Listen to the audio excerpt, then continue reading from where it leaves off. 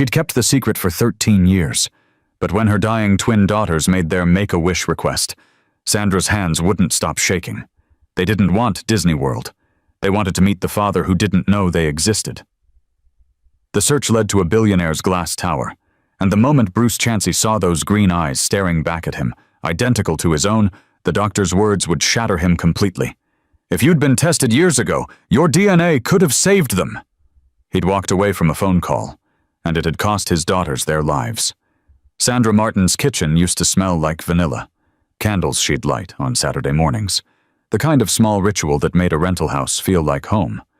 But that was before the hospital stays, before the oxygen tanks in the corner, before the plastic pill organizers lined up on the counter like soldiers preparing for a war they couldn't win. Now her kitchen smelled like antiseptic. And on this particular Tuesday afternoon, it smelled like the end of something. Mary Chen sat at Sandra's small wooden table, clipboard resting on her lap, smile careful and practiced. She was a Make-A-Wish coordinator, which meant she'd probably perfected that expression years ago. Warm enough to offer comfort, neutral enough not to promise miracles. Across from her sat Riva and Jennifer, 13 years old, twins. Identical faces, but anyone who spent 5 minutes with them could tell them apart. Riva sat with her spine straight, chin lifted, arms crossed over the thin frame that made her look younger than 13. Her eyes, bright and green and sharp, never left Mary's face. She'd learned young not to trust adults who smiled too much. Jennifer sat beside her sister, quieter, hands folded in her lap. Where Riva built walls, Jennifer built windows. She watched people the way scientists watch slides under microscopes, cataloging details, filing them away. The twitch of an eyebrow, the pause before a word, the difference between a real smile and a polite one. Sandra stood by the sink, dish towel twisted between her hands like a rope she was trying not to hang herself with. She'd known this conversation was coming. The pediatric oncologist had mentioned it 2 weeks ago, voice gentle in that way doctors use when they've run out of medical options and have to pivot to emotional ones. "Have your daughters ever spoken about a final wish?" Sandra hadn't answered. She'd nodded, walked out. Cried in the hospital bathroom where the fluorescent lights made everything look like a crime scene. Now Mary was here, and there was no bathroom to hide in.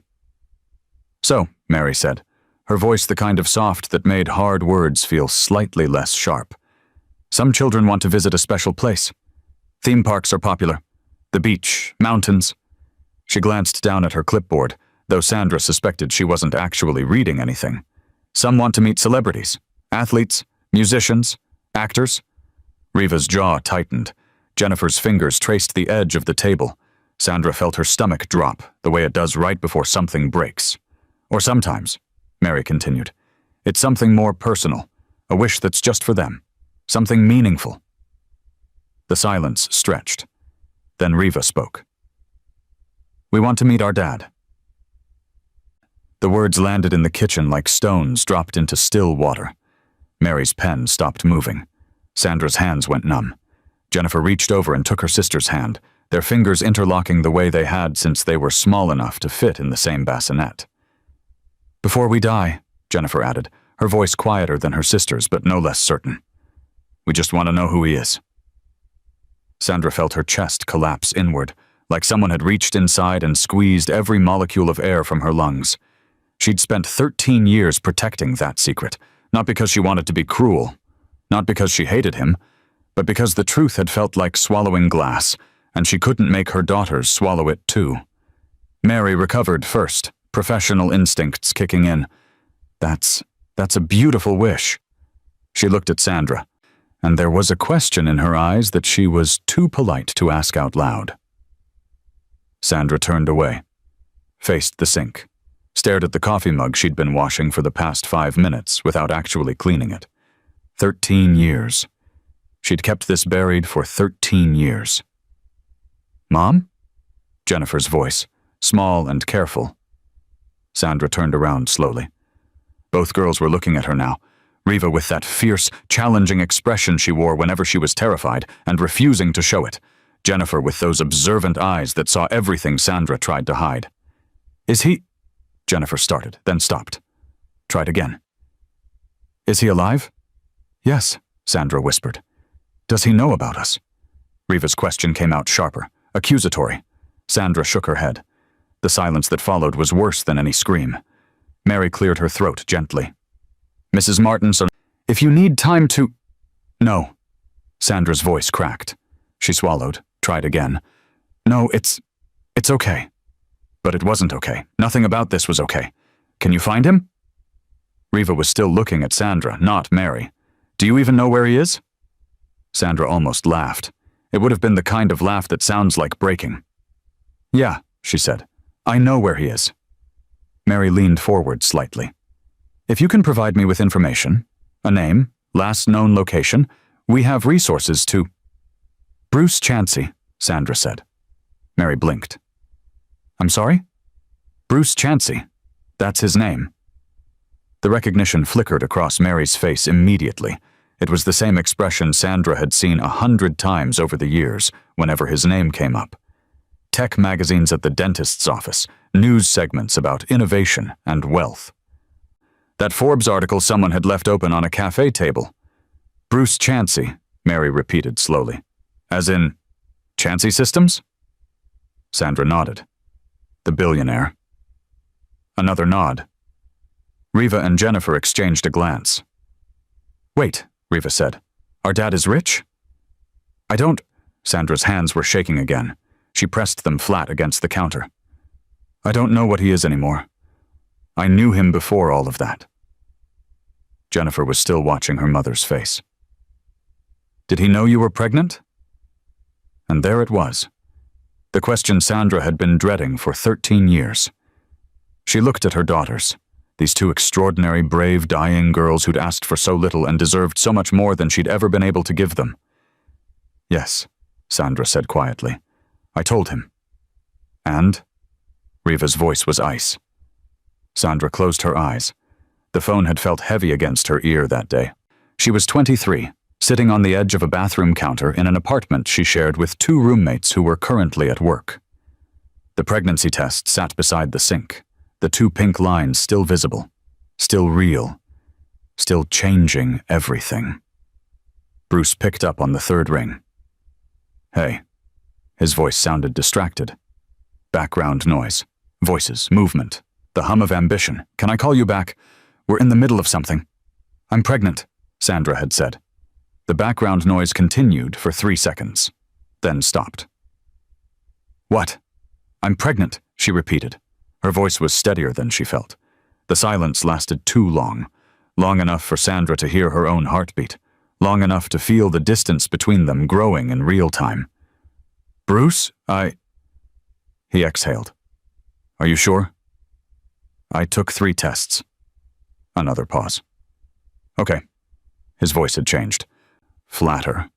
More careful. Okay. I need to think. Think about what? Sandra. He said her name like he was trying to solve an equation. The timing is impossible. We're 3 weeks from launch. The investors are... I'm not asking about investors. I know, I just... Another exhale. I can't do this right now. Sandra had felt something inside her chest go very still. Can't do what? She'd asked. Can't talk? Or can't be a father? That's not fair. None of this is fair, Bruce. The silence stretched again. In the background, someone called his name. I have to go, Bruce said. We'll talk tonight. But they didn't talk that night. Or the next night. 2 weeks later, lawyers called. Papers arrived. Money was transferred to an account Sandra hadn't known existed. And Bruce Chansey disappeared into the empire he was building, never asking if Sandra kept the baby, never knowing that there were 2 of them, never understanding the cost of silence. Sandra opened her eyes. Mary was looking at her with something that might have been sympathy. The twins were looking at her with something that might have been understanding. He chose his company, Riva said. It wasn't a question. He chose what he thought he could control, Sandra said quietly. And I let him go. Why? Jennifer's voice was barely audible. Sandra walked to the table. Sat down. looked at her daughters. These two fierce, fragile, impossibly strong girls. "Because I was scared," she admitted. "And because I thought protecting you from rejection was better than giving you a father who didn't want to be found." "But we want to find him now," Riva said. "I know." "And we're dying," Jennifer added. Matter of fact, as always. "So there's no time to be scared anymore." Sandra felt tears burning behind her eyes, but she'd learned long ago how to keep them from falling. Mary cleared her throat softly. "If you're willing, Mrs. Martin, I can begin the outreach process. Given his profile, it may take some time to reach him directly, but—" "He'll respond," Sandra said. She didn't know why she believed that, but she did. "Okay." Mary made a note on her clipboard. "I'll need contact information for his office, and perhaps any personal details that might help verify—" "He has green eyes," Jennifer interrupted. "Doesn't he, Mom?" Sandra looked at her daughters, both of them staring back with eyes the exact color of Bruce Chansey's. "Yes," Sandra whispered. "He does." Mary left 20 minutes later with a folder full of information Sandra had spent 13 years trying to forget. The twins went to their room to rest. Rest being the word everyone used, instead of try not to think about dying. Sandra walked outside, sat in her car, pressed her forehead against the steering wheel, and gripped it until her knuckles turned white and her hands started to ache. She'd spent 13 years building a fortress around her daughters. 13 years of doctors and treatments and hope that kept betraying them. 13 years of being enough, or trying to be, of playing both parents so they'd never feel the absence of the one who'd walked away. And now her daughters were dying, and their final wish was to meet a man who'd chosen algorithms over family, who'd built an empire on the foundation of the family he'd never claimed. Sandra sat there, as the sun moved across the sky, and the shadows grew longer. She thought about the phone call 14 years ago. She thought about the silence that had answered her truth. She thought about Bruce Chansey. Brilliant, driven, probably surrounded by people who never challenged him, never reminded him of the choices he'd made when he was 25 and terrified. And she thought about Riva and Jennifer, who deserved to look their father in the eyes before they closed their own forever. Sometimes the bravest thing a mother can do is open the door she's been holding closed for years. If you've ever had to choose between protecting someone and setting them free, you know that moment when you realize protection isn't power anymore. It's just another kind of cage. Sandra had protected her daughters from abandonment, from disappointment, from the specific heartbreak of being unwanted. But she couldn't protect them from death, and she couldn't protect them from the truth anymore. She lifted her head, pulled out her phone, stared at the screen. Then she texted Mary. "Do it. Find him." The response came back within minutes. "Already started. I'll keep you updated." Sandra sat in her car for another 10 minutes, watching the house where her daughters were probably not sleeping, probably talking in the quiet way they did when they didn't want her to hear, probably scared and hopeful in equal measure. Then she went inside. Because if Bruce Chansey was about to re-enter their lives, Sandra needed to prepare for the collision. And in some small, hidden part of herself that she'd locked away 14 years ago, she needed to prepare for the possibility that he might actually show up this time. That he might finally ask the questions he should have asked when she'd held the phone with shaking hands and said, "I'm pregnant." That he might finally learn what his silence had cost them all. The kitchen still smelled like antiseptic, but underneath it, faint and barely there, Sandra caught the ghost of vanilla. Michael Torres had been a Make-A-Wish coordinator for 7 years. He'd tracked down retired baseball players living in Arizona. He'd negotiated backstage passes with tour managers who didn't return emails. He'd once spent 3 weeks convincing a reclusive children's book author to video call a 10-year-old with leukemia. But he'd never had to reach a billionaire. Mary had handed him the file on Wednesday morning, her expression somewhere between apologetic and determined. "Bruce Chansey," she'd said. "Chansey Systems. The twins want to meet their father." Michael had opened the file. Read the notes. Looked up at Mary. "He doesn't know they exist?" "Not until we tell him." Michael had nodded slowly. So we're not just granting a wish. We're detonating someone's life. We're giving dying children a chance to meet their father, Mary had corrected. What he does with that information is up to him. Now, 2 days later, Michael sat at his desk with 3 monitors glowing in front of him, each one filled with information about a man who seemed to exist more as a concept than a person. Bruce Chansey, age 43, founder and CEO of Chansey Systems, a tech company specializing in predictive algorithms and data architecture. Net worth estimated at $2.3 billion, featured in Forbes, Fortune, Wired. Known for his ruthless efficiency in business and his carefully maintained private life. No spouse listed, no children, no scandals, just success, stacked on top of success, built on a foundation of code and ambition. Michael scrolled through images. Bruce at tech summits, standing at podiums with screens glowing behind him. Bruce at charity galas, tuxedo perfect, smile polished. Bruce on magazine covers with headlines like "The Algorithm Architect" and "Building Tomorrow's Infrastructure Today." In every photo, his eyes were the same shade of green, the same eyes Michael had seen in the file photos of Riva and Jennifer Martin. He picked up his phone, dialed the main line for Chansey Systems.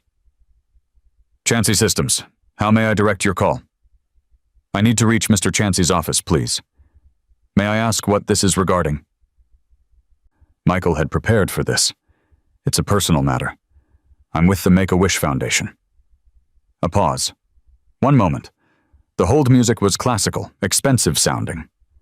4 miles across the city, Bruce Chansey stood at the head of a glass conference table on the 42nd floor of a building that bore his company's name. Around the table sat 13 people whose combined salaries could fund a small nation.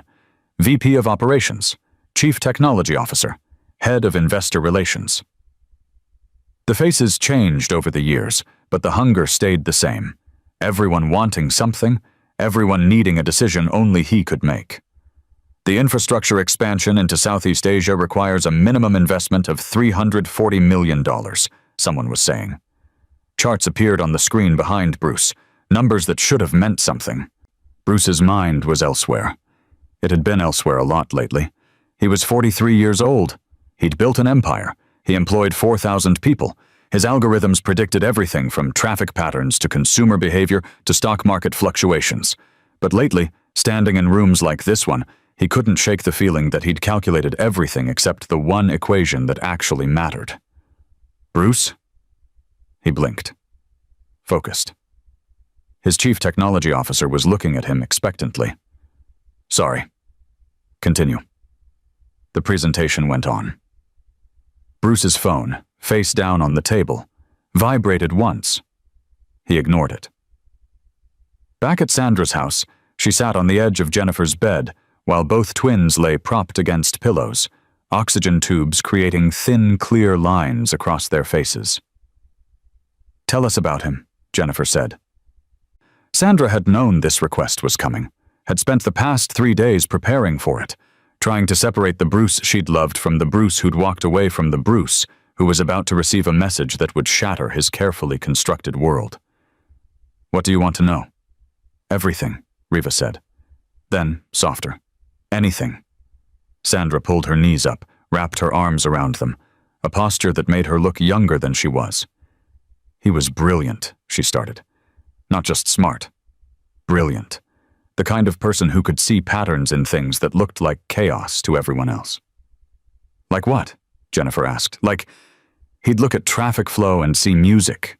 He'd watch people move through spaces and understand architecture.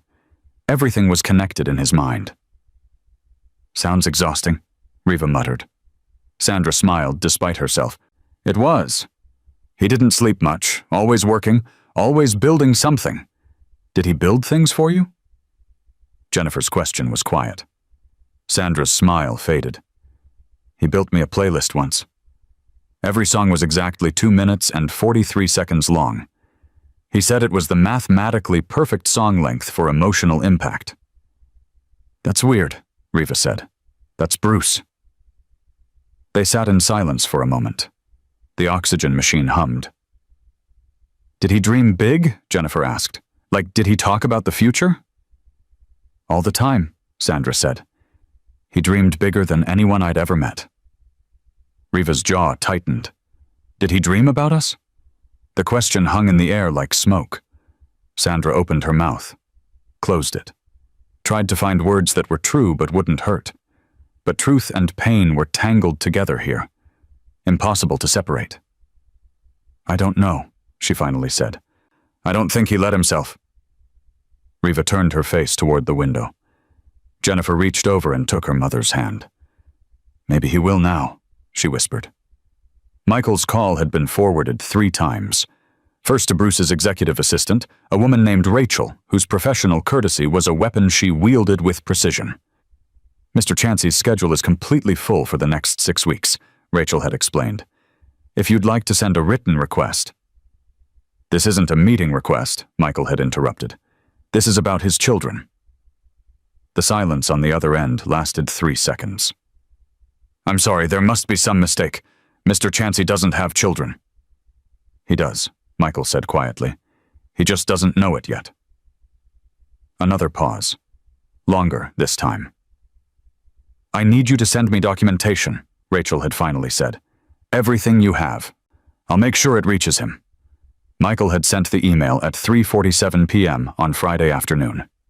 Subject line, a Make-A-Wish request involving you. The body of the email was brief, professional, and devastating. Mr. Chansey, my name is Michael Torres. I'm a coordinator with the Make-A-Wish Foundation. I'm reaching out regarding a request from twin 13-year-old girls, Riva and Jennifer Martin. Their wish is to meet their biological father before they die. According to their mother, Sandra Martin, you are their father. Birth records and other documentation are attached. The twins have been diagnosed with a terminal genetic condition and have an estimated 6 months remaining.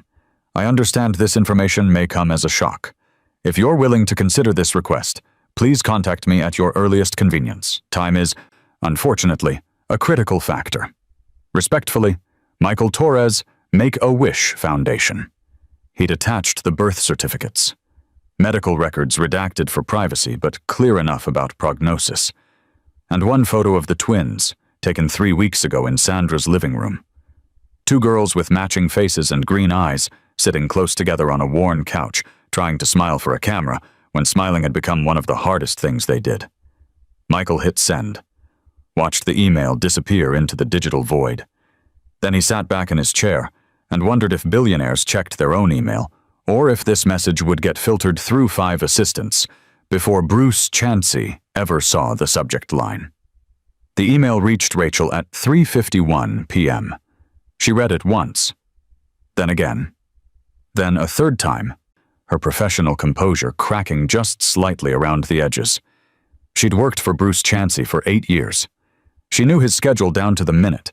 She knew his coffee order, his preferred airline, the exact tone of voice he used when he was about to fire someone. But she didn't know this, had never suspected this. And now she had to decide what to do with information that would either change everything or get deleted as an elaborate scam. She looked at the attachments. The birth certificates looked legitimate. The medical records were from reputable hospitals. The photo? Rachel stared at that photo. At those green eyes that looked so much like her boss's, it made her chest tighten. She picked up her phone, put it down, picked it up again. Bruce was in meetings until 7 p.m. She could wait. Forward it to his personal email and let him discover it on his own time. But the email had said time was a critical factor. 6 months, maybe less. Rachel had nieces. She'd held them when they were newborns, watched them grow, couldn't imagine a world where they weren't in it. She made a decision, marked the email as urgent, forwarded it to Bruce's personal account with a note. This arrived from Make-A-Wish. The documentation appears legitimate. I believe you should see this immediately. Then she sent a text to his phone, something she only did for genuine emergencies. Check your personal email. It's important. Bruce felt his phone vibrate during the presentation about quarterly projections. Glanced down, saw Rachel's name. She never texted unless something was on fire. He excused himself. walked out of the conference room into the hallway where floor-to-ceiling windows showed the city spread out below like a circuit board, opened the text, read it, frowned, pulled up his email. Subject: a Make-A-Wish request involving you. His finger hovered over the delete button. Make-A-Wish requests went to the charitable foundation his company ran. Rachel knew that. Unless... He opened it, started reading. The blood drained from his face somewhere around the second sentence. By the third paragraph, he'd stopped breathing. By the time he reached the attachments, his hands were shaking. He opened the birth certificates first. Reva Grace Martin, Jennifer Rose Martin, born April 19th, 14 years ago. Mother: Sandra Elaine Martin. Father: unknown. But clipped to the certificates was a hospital intake form from the day they were born. Under father's information, someone had written in Sandra's handwriting, Bruce Chansey, and beneath it, in different ink, unable to contact, mother declined to pursue paternity establishment. He didn't remember declining to sign. He didn't remember being asked. He didn't remember anything except that phone call and the silence and the lawyers and the money and the way he'd told himself it was handled, it was done, she would take care of it, and he could focus on the launch. He opened the medical records. The diagnosis was complex, full of terminology he'd have to research, but the prognosis was clear enough. Terminal. Progressive. 6 months, possibly less. Then he opened the photo, and the world stopped. 2 girls, 13 years old. Thin, too thin, with oxygen tubes and tired smiles. But their eyes were his mother's eyes. His eyes. The eyes he saw every morning in the mirror when he bothered to look. Bruce stood in that hallway on the 42nd floor of the building he'd built with code and ambition and 18-hour days. He stood there while the sun set behind him and the city lights began to glow, and somewhere far below people were finishing their shifts and going home to families they hadn't walked away from. He read the email 3 more times, each time hoping the words would change. That this was a mistake, a scam, a case of mistaken identity. But the documentation was there. The timeline matched. And Sandra Martin. He'd loved her once, in the way 25-year-olds love when they think they have unlimited time. Before the company, before the money, before he learned to calculate risk and eliminate variables. He hadn't thought about her in years, had trained himself not to. It was easier that way. Cleaner. But now her name on a screen was pulling him backward through time to an apartment that smelled like coffee and ambition, to late nights talking about futures they'd never build together, to a phone call where she'd said, "I'm pregnant," and he'd said, "I can't do this right now." His assistant found him there at midnight. "Bruce?" The building's security called. "You're still here. Is everything okay?" Bruce didn't turn around, just kept staring at the photo on his phone. 2 daughters. He had 2 daughters, and they were dying, and their final wish was to meet the father who'd never asked their names. "No," he said quietly. "Nothing is okay." He stayed in his office until dawn, reading everything Michael Torres had sent, researching the genetic condition, calculating timelines, understanding, piece by devastating piece, that 14 years ago he'd made a choice that seemed rational at the time. Focus on the launch, let Sandra handle it, send money, move forward. And that choice had created 2 human beings who'd lived entire lives without him, who'd learned to walk and talk and read and dream without ever hearing his voice, who were now dying, who'd used their final wish not to go to Disney or meet a celebrity, but to look their father in the eyes. The algorithm architect, the man who predicted futures. He'd failed to predict this, failed to calculate the cost of silence, failed to understand that some equations don't have clean solutions. His phone sat on the desk in front of him, Michael Torres's email still open, the reply box waiting. Bruce stared at it for an hour, his finger hovering between 2 futures, one where he deleted this and went back to the life he'd built, and one where he hit reply and stepped into the wreckage of the life he'd abandoned. Some messages arrive exactly when we're ready to face what we've been running from. Maybe that's not fate. Maybe it's just the universe's terrible timing. Or maybe, just maybe, it's the last possible moment to make a different choice before time runs out completely. This story isn't finished, not even close. But what happens next depends on one question. Can you become a father in months when you should have had years? Bruce typed 6 words, deleted them, typed again, deleted again. Finally, at 5:37 a.m. on Saturday morning, as the sun started to break over the city he'd conquered but never really seen, he wrote, "I need to meet them. When and where?" and hit send before he could calculate all the reasons not to. The conference room was on the 38th floor. Sandra noticed that first. 38 floors above the city, above the noise, above the lives of people who took buses and worried about rent and didn't hold meetings in rooms that cost more than houses. Michael had arranged everything. Neutral territory, he'd called it, though nothing about Chansey Systems' headquarters felt neutral. The building was all glass and steel and the kind of quiet that money buys, not the absence of sound, but the presence of control. Even the elevator had been intimidating, rising so smoothly Sandra couldn't feel the movement, just the numbers climbing on the digital display like a countdown. They'd arrived 20 minutes early. Sandra's doing. She'd learned long ago that arriving early to hospitals, to consultations, to bad news, gave you time to prepare. Time to build the armor you'd need. Jennifer and Riva sat in chairs that were designed for executives, not 13-year-olds. The leather swallowed them, made them look smaller, frailer. The oxygen tanks, portable ones, smaller than the machines at home, sat beside their chairs like unwanted companions. Riva hadn't spoken since they'd entered the building. She'd been cataloging instead. Sandra recognized the behavior, her daughter memorizing exit routes, counting doors, calculating distances, planning escape even when there was nowhere to run. Now Riva stared at the conference table. Solid, expensive, the kind of wood that came from trees older than she'd ever be. Jennifer had moved to the windows, floor-to-ceiling glass overlooking a city that looked like a toy version of itself from this height. Cars like insects, people invisible, everything small and manageable when you were 38 floors above it.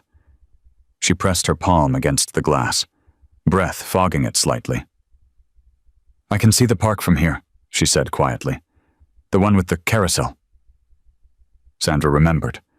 They'd gone there for the twins' 8th birthday, before the diagnosis, when the future had still felt open instead of closing like a door.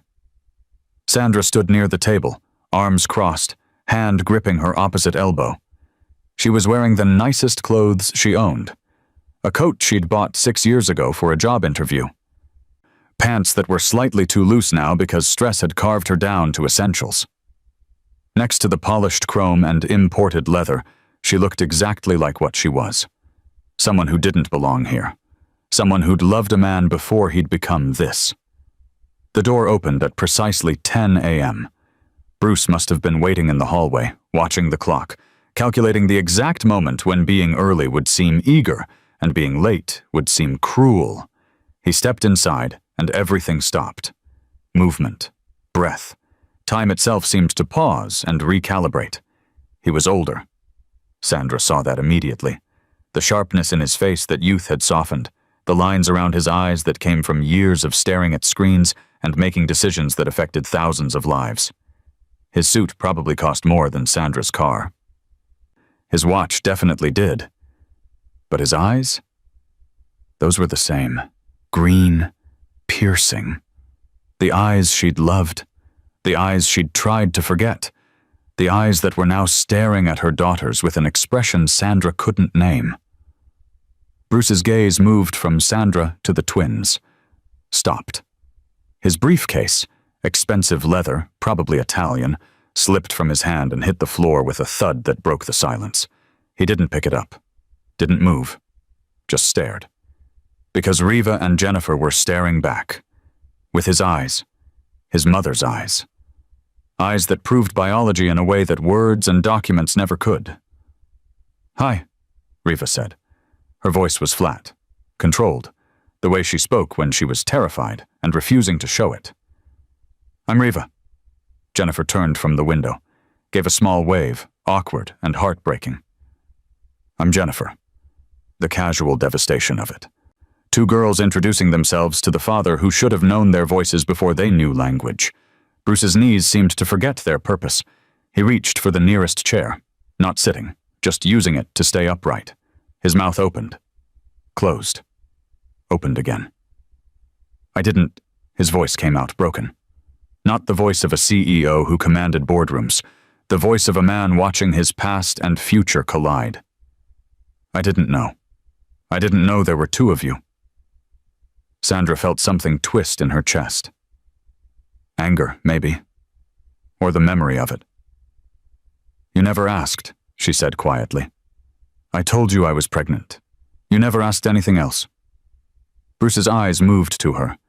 There was recognition there. And something else. Something that might have been regret, or might have been self-defense. Sandra. His name for her sounded foreign in this room. I sent money. You thought money was an answer, Sandra interrupted. It wasn't even a question. The silence stretched. Jennifer moved away from the window, walking slowly towards the table. Her steps were careful, measured, the walk of someone whose body had to be negotiated with instead of trusted. She sat down across from Bruce, folding her hands on the table in that precise way she had. We're sick, she said, matter of fact, the way she delivered most truths. We have a genetic condition. It's rare. It's terminal. We have maybe 6 months, maybe less.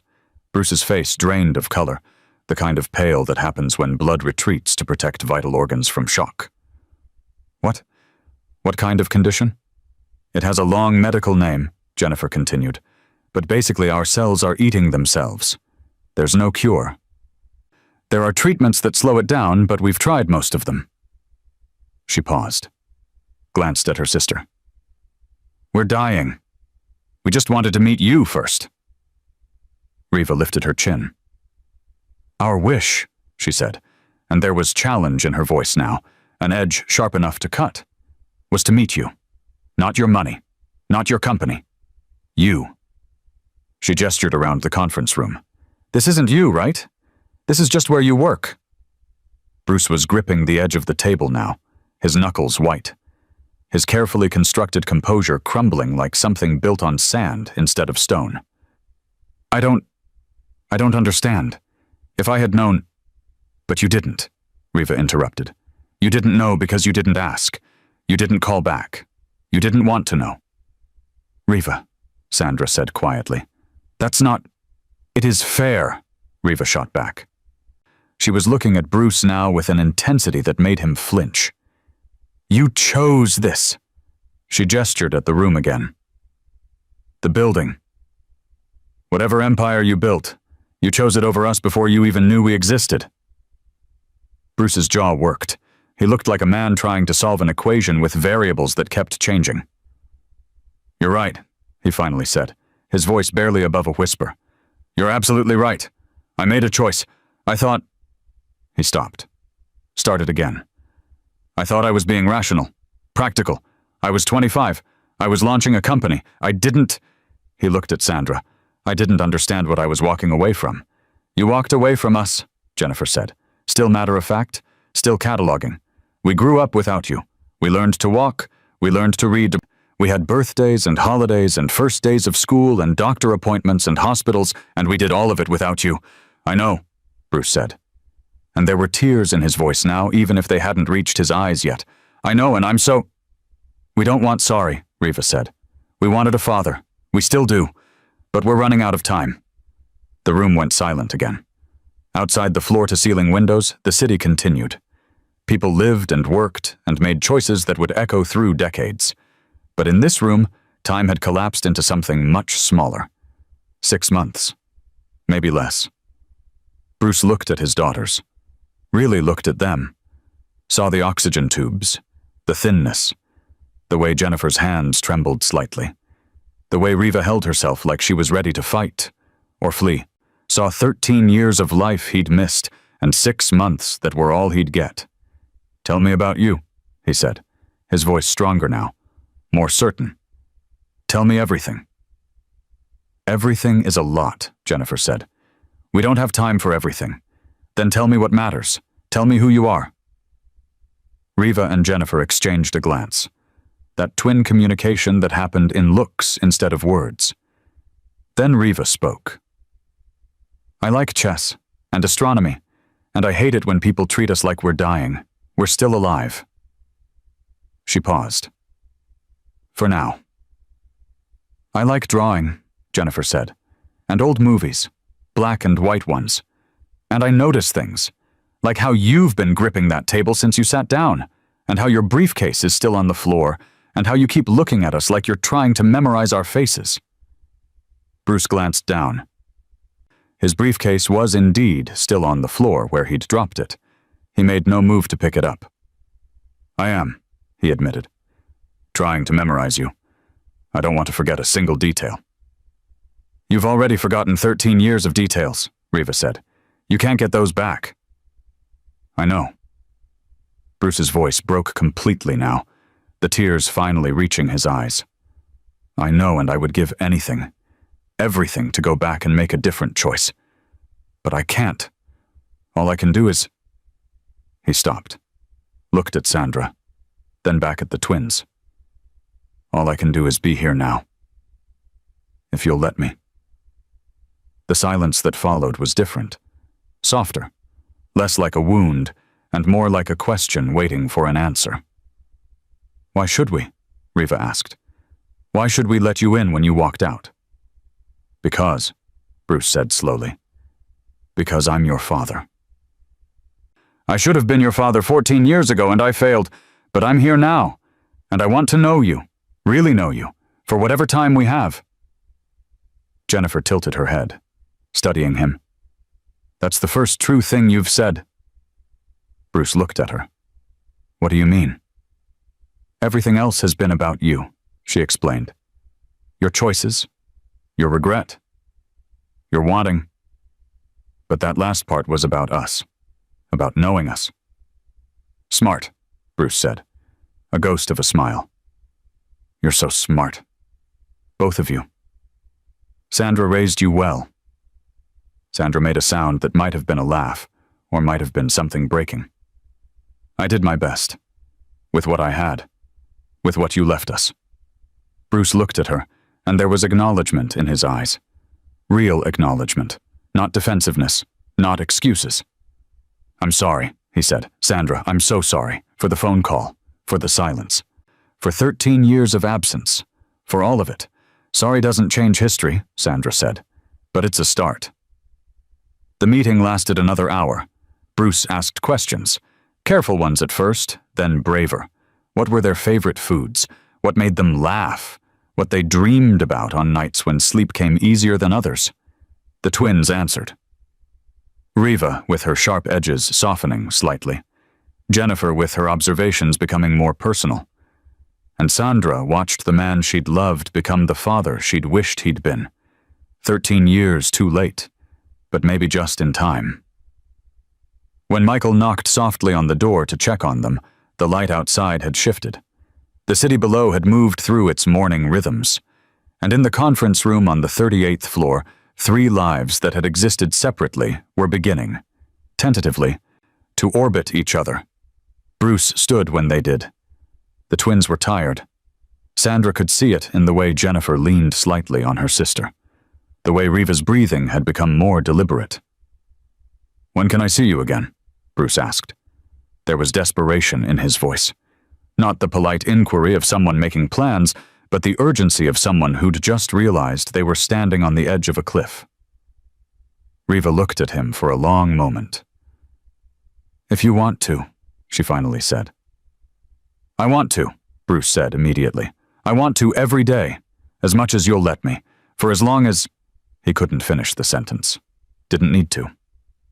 "Tomorrow," Jennifer said. "You can come tomorrow, if you want."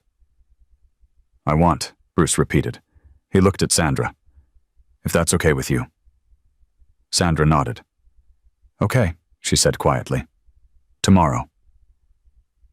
They left Bruce standing in that conference room, 38 floors above the city he'd conquered, but never really understood. He stood there for a long time after they were gone. stood there and stared at the chairs where his daughters had sat. At the window, where Jennifer had pressed her palm. At the exact spot where Riva had challenged him to be more than his empire. In that conference room, 3 lives collided after 13 years of parallel existence. A mother who'd carried the weight alone, 2 daughters who'd lived without knowing half of where they came from, and a father who'd spent 13 years building a future without understanding what he'd left behind. What happens when you meet your children and your mortality in the same moment?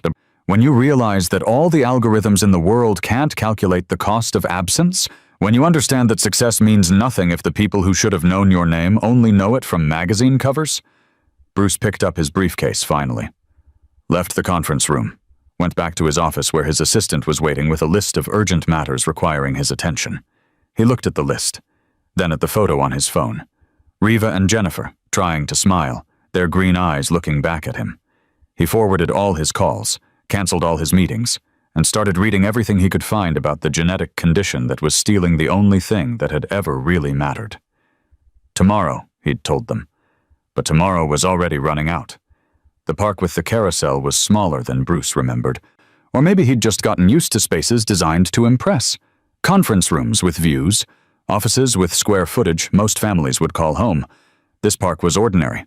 Grass worn thin in patches from years of children running. Benches that needed repainting. The carousel Jennifer had mentioned. Old, mechanical, playing music from speakers that crackled. Bruce arrived at noon carrying 2 gift bags, expensive ones. The kind with rope handles and tissue paper that coordinated. Inside were things his assistant had assured him 13-year-old girls would like. Tablets. The newest model. Top of the line. Because that's what he knew how to do. Provide. Purchase. Solve problems with resources. Sandra saw him coming, and something in her expression told him he'd already made a mistake. She sat on a bench, arms crossed. Posture guarded in that way she'd perfected over 13 years of protecting her daughters alone. The twins were on a blanket nearby, not playing, just existing in the sunlight, oxygen tanks beside them like sentries. Bruce walked over, gift bags in hand, smile uncertain. He was wearing jeans, a casual shirt, probably the most casual outfit he'd worn in a decade, probably still looked like someone trying too hard. "Hi," he said. Riva looked up, then at the bags, then back at his face. Her expression said everything before her mouth did. "Really? You brought gifts?" Bruce faltered. I wanted to." Riva stood up. "We don't need tablets. We need a father. Those aren't the same thing." The words landed like a physical blow. Bruce stood there holding expensive bags full of expensive things that suddenly felt incredibly stupid. Jennifer spoke from the blanket, her voice softer but no less clear. "You can put them down. We'll open them later. Maybe. If we feel like it." Bruce set the bags down carefully, like they might explode. Like his entire approach to this might explode. He sat on the grass near the blanket. Awkward. A 43-year-old billionaire sitting cross-legged on worn grass, trying to figure out how to talk to his daughters. "So," he started, then stopped. Started again. What do you like to do? For fun?" "We don't do much anymore," Riva said. Her tone was sharp, defensive. "We get tired. We have doctor appointments. We try not to die. That's our hobby." Dying slowly. "Riva," Sandra said quietly from the bench. "She's not wrong," Riva shot back. "Why pretend?" Jennifer shifted on the blanket. "I like to draw," she said, changing the subject with the gentleness she brought to everything. "Mostly faces. People I see, people I imagine." She looked at Bruce. "I've been trying to draw you. From memory. From yesterday." Bruce felt something in his chest tighten. "Can I see?" "Sometime," Jennifer said. "Not today. It's not finished. I need to get your hands right. They're complicated." Bruce looked down at his hands. He'd never thought of them as complicated. Just tools for typing, for signing things, for building a company that suddenly felt very far away. "Tell me about your work," Jennifer said. Mom said you build algorithms. What does that actually mean? And just like that, Bruce found solid ground. This he knew. This he could explain. He started talking. Carefully at first. Then with more confidence. About patterns. About teaching computers to recognize what humans couldn't see. About data architecture and predictive modeling. About code as language and language as power. Jennifer listened. Really listened. The way Sandra used to listen, back when they'd talk until 3 in the morning about ideas that felt bigger than both of them. She asked questions. Smart ones. Questions that showed she wasn't just being polite, but genuinely curious. So you predict the future? Sort of, Bruce said. I predict probabilities, likely outcomes based on patterns in data. Can you predict yours? Riva asked suddenly. Bruce looked at her. What? Your future, Riva said. Your outcome. Can your algorithms tell you what happens to you? Bruce was quiet for a moment. No, he admitted. I never built anything that could predict that. Good, Riva said, because I don't think you'd like what it says. There was challenge in her voice. Always challenge. Testing whether he'd stay when things got uncomfortable. Did you ever think about Mom? She asked. After you left? After you sent the money and the lawyers? Did you think about her? Bruce could have lied, could have softened it. But something about Riva's green eyes, his eyes, made him choose truth instead. Yes, he said, every time I saw something beautiful, a sunset, a piece of music, an equation that worked perfectly, I'd think, Sandra would love this. Then I'd remember I didn't have the right to share it with her anymore. Why didn't you? Jennifer asked. Come back. Try again. Bruce shook his head. Because I was a coward. Because I told myself she was better off. Because the company became everything, and it was easier to work 18-hour days than to face what I'd walked away from. He paused. And because I was 25 and stupid and I thought I had unlimited time to fix my mistakes. Later. You don't, Riva said flatly. Have unlimited time. Bruce met her gaze. I know that now. Riva studied him, trying to decide if he was worth the effort of letting in. Jennifer broke the silence. Tell us about when you and Mom met. Bruce smiled. It was the first real smile Sandra had seen on his face since yesterday. We met at a coffee shop. She was studying architecture. I was working on my first real algorithm. She told me my code was beautiful, but my methodology was chaos. I was right, Sandra called from the bench. You were, Bruce agreed. You usually were. Jennifer leaned forward slightly. What happened? Why did you fall in love? Bruce thought about that. Considered sanitizing it for 13-year-olds. Decided they deserved truth. Because she saw the world the way I did. Connected. Patterned. But she saw the beauty in it too. I just saw efficiency. She saw art. The conversation shifted then. Became less about Bruce and Sandra, and more about the twins. Bruce asked about their lives. The real details. First words. Riva said Mama first, Sandra offered from the bench. Jennifer said no. Her first word was no? Bruce asked. She was very opinionated even at 14 months, Sandra said. There was warmth in her voice now, the ice thawing slightly. What about first steps? Bruce asked. Jennifer walked at 10 months, Sandra said. Riva took longer, waited until she was absolutely sure she wouldn't fall. That tracks, Riva muttered. Jennifer smiled. I remember our 5th birthday. We had a princess cake. I was Cinderella. Riva was a knight, Riva finished. I refused to be a princess. I wanted a sword. Did you get one? Bruce asked. Mom made one out of cardboard and aluminum foil, Jennifer said. It was perfect. Bruce looked at Sandra. She was watching them now, arms still crossed but posture softer. He could see 13 years in her face. Birthdays and holidays and doctor appointments and midnight emergencies. All the moments he'd missed. All the ordinary, extraordinary days that had built these two remarkable humans. What else? Bruce asked. Tell me everything. Everything is still too much, Jennifer reminded him. But she told him about their 10th birthday at the beach, about learning to play chess from a neighbor, about the first time they'd gone to the hospital and how scared they'd been, about the teacher who'd made them feel smart even when they were missing school, about the small life they'd built that felt enormous because it was all they'd known.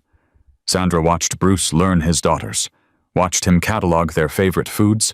Jennifer liked strawberries. Riva preferred mango. Their bedtime routines. Jennifer needed the room completely dark. Riva needed a nightlight. Their fears, both of them afraid of forgetting what it felt like to breathe easily. Their hopes. Jennifer wanted to finish a sketchbook. Riva wanted to beat her mom at chess at least once. 13 years of personhood being compressed into one afternoon in a park. A lifetime delivered in digestible pieces because that's all the time they had. The twins tired quickly. Sandra saw it before Bruce did. The way Jennifer's breathing changed. The way Riva's shoulders sagged slightly. "Time to go," Sandra said, standing. Bruce looked up, startled. "Already?" "They need to rest," Sandra said. Her tone was firm, but not unkind. "This is a lot for them." Bruce nodded, stood, helped fold the blanket with movements that were uncertain, unpracticed. Jennifer tried to stand and stumbled slightly. Her legs, thin, unreliable, betraying her. Bruce moved without thinking, scooped her up. She weighed almost nothing, the kind of nothing that felt terrifying. "I've got you," he said. Jennifer rested her head against his shoulder. "You're taller than I thought you'd be," she murmured. Bruce felt tears threatening, kept walking. Riva walked beside him toward Sandra's car. Slower than she used to walk, probably. But walking, refusing help, refusing to look weak, even when weakness was taking up residence in her bones. The gift bags sat forgotten on the grass. Sandra grabbed them on the way past. The twins could decide later whether expensive tablets meant anything when what they really wanted was time. At the car, Bruce carefully placed Jennifer in the back seat, adjusted her seatbelt, made sure the portable oxygen tank was secure. Riva climbed in on the other side, pretending she didn't need supervision.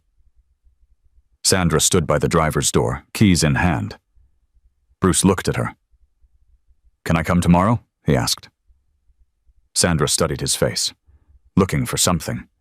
Maybe sincerity, maybe commitment, maybe just evidence that he understood what he was signing up for. "They don't have many tomorrows," she finally said. "Don't waste them." "I won't," Bruce promised. Then quieter. "I won't waste a single one." Sandra nodded. "Okay, tomorrow." She got in the car, started the engine. Bruce stood in the parking lot and watched them drive away. His daughters. Two people who existed because of a choice he'd made 14 years ago. Two people who were dying because of genetics he'd contributed. Two people he'd just met and already couldn't imagine a world without. He walked back to where they'd been sitting. The grass still held the impression of the blanket. The gift bags were gone, but his presence lingered in that space. He sat down, right where he'd sat before. Pulled out his phone and looked at the photo again. Riva and Jennifer, his daughters. He'd built algorithms that could predict traffic patterns in cities of millions, could forecast consumer behavior across global markets, could analyze data sets so complex they required quantum computing. But he couldn't predict how much personhood could exist in two 13-year-olds, how much life they'd built in 13 years, how much he'd missed, how much he was still missing with every second that passed. The carousel played its crackling music. Children ran through worn grass. The sun moved across the sky. And Bruce Chansey sat in an ordinary park and realized that everything he'd thought mattered didn't matter at all compared to the two girls who had his eyes and his genetics, and maybe 6 months left to teach him what it meant to be their father. The hospital corridor smelled like every hospital corridor Bruce had ever avoided, antiseptic and fear, and the particular kind of stillness that exists in places where people wait for news that will change everything. He'd been standing there for 40 minutes, pacing, mostly. 6 steps one direction, turn, 6 steps back, The examination room door stayed closed. Sandra had texted him that morning. "The twins have an appointment at 2. You can come if you want. Not an invitation, exactly. More like permission." Bruce had canceled 3 meetings and arrived 30 minutes early. Now he stood in a hallway on the 5th floor of County General, wearing a suit that cost more than most people's monthly rent, feeling more powerless than he'd ever felt in any boardroom. The door opened. A doctor emerged. Mid-50s. Tired eyes. The kind of face that had delivered bad news so many times it had carved permanent lines of empathy into his features. He saw Bruce. Recognized him, probably. Most people did. "Mr. Chansey," the doctor said. "I'm Dr. Patterson. I've been treating Reva and Jennifer for the past 18 months. Bruce shook his hand. "How are they?" Dr. Patterson's expression didn't change, but something in his eyes shifted. "They're stable. For now. That's the best we can hope for with this condition. Management, not cure." Bruce nodded like he understood, but he didn't. Not really. He'd spent the past week reading everything he could find about the genetic disorder killing his daughters, and all he'd learned was how little anyone could do about it. "Can I ask you something?" Dr. Patterson said. "It's somewhat personal." Bruce tensed. "Okay. When did you first learn about the twins?" "A week ago," Bruce admitted. The words tasted like ash. Dr. Patterson nodded slowly. "Processing. Calculating. I thought it might be something like that." He gestured down the hallway. "Can we talk for a moment?" Privately? They walked to a small consultation room.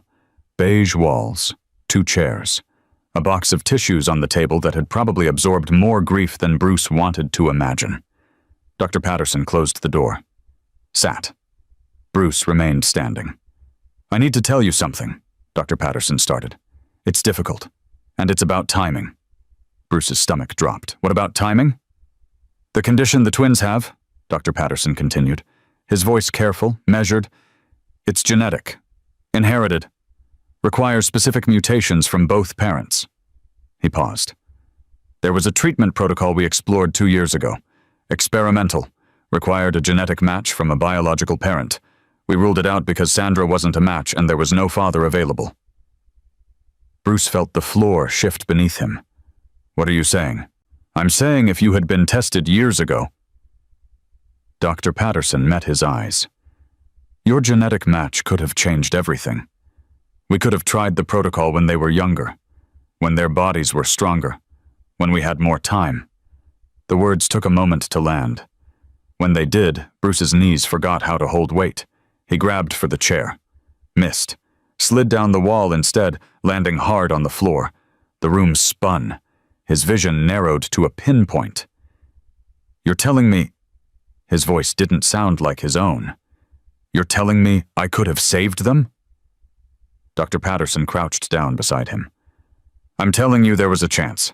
Not a guarantee, but a chance we didn't have because we didn't have you." Bruce pressed his forehead to his knees. Couldn't breathe. Couldn't think to.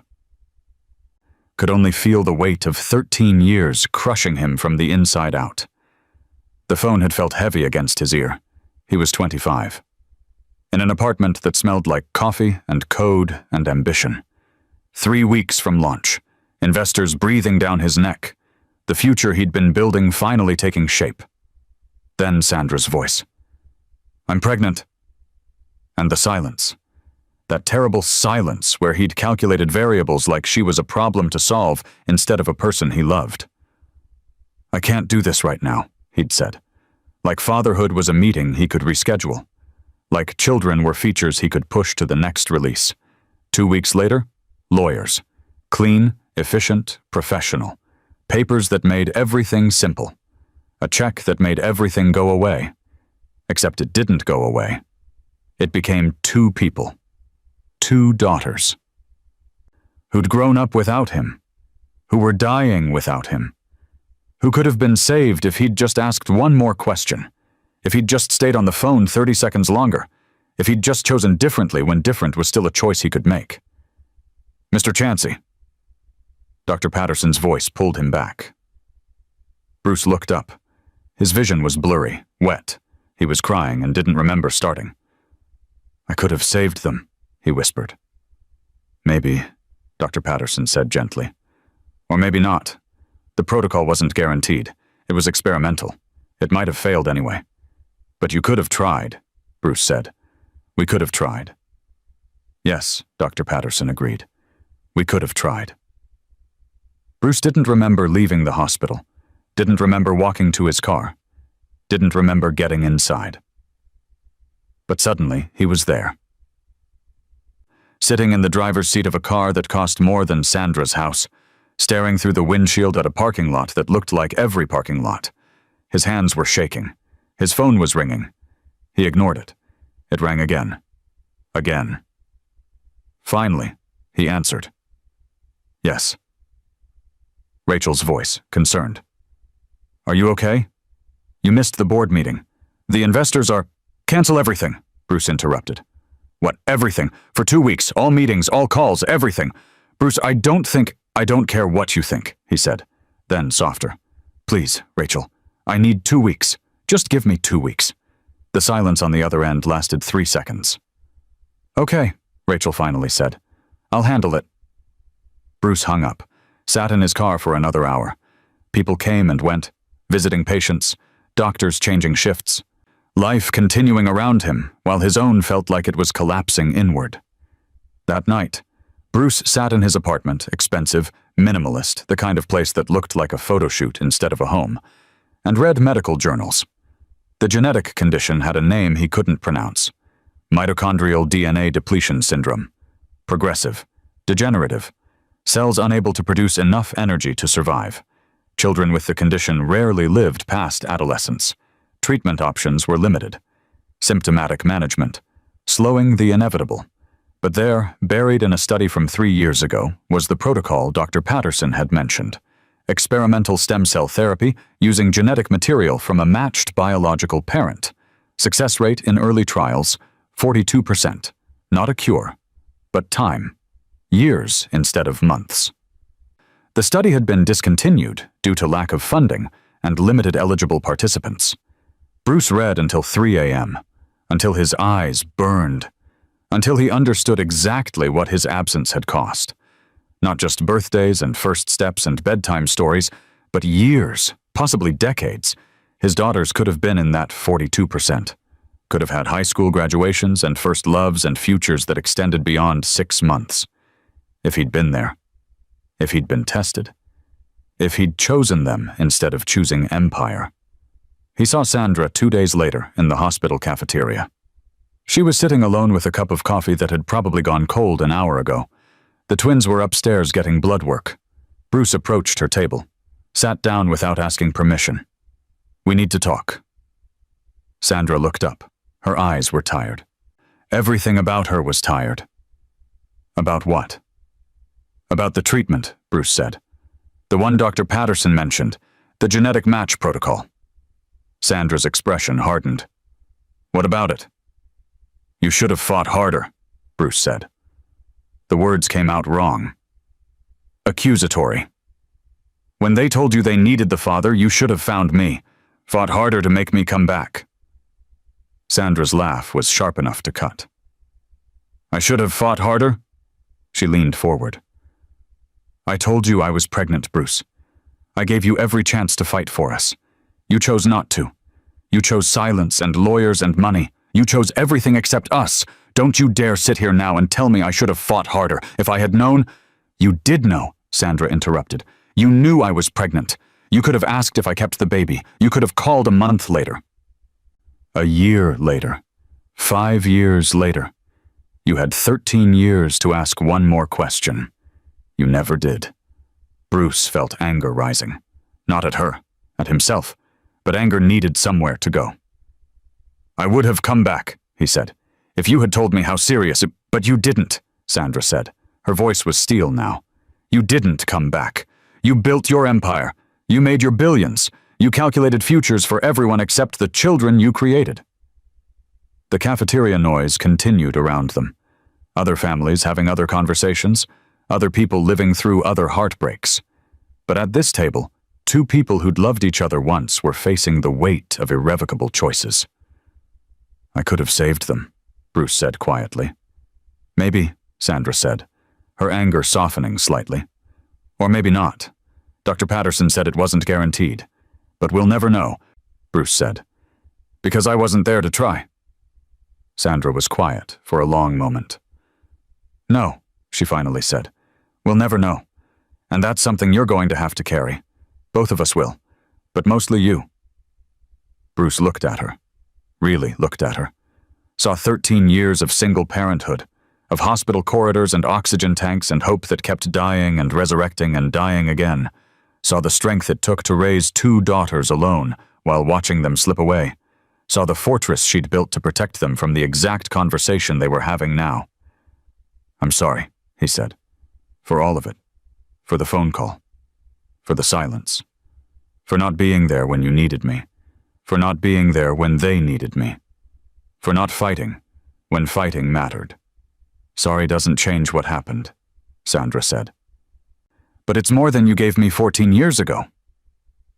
They sat in silence.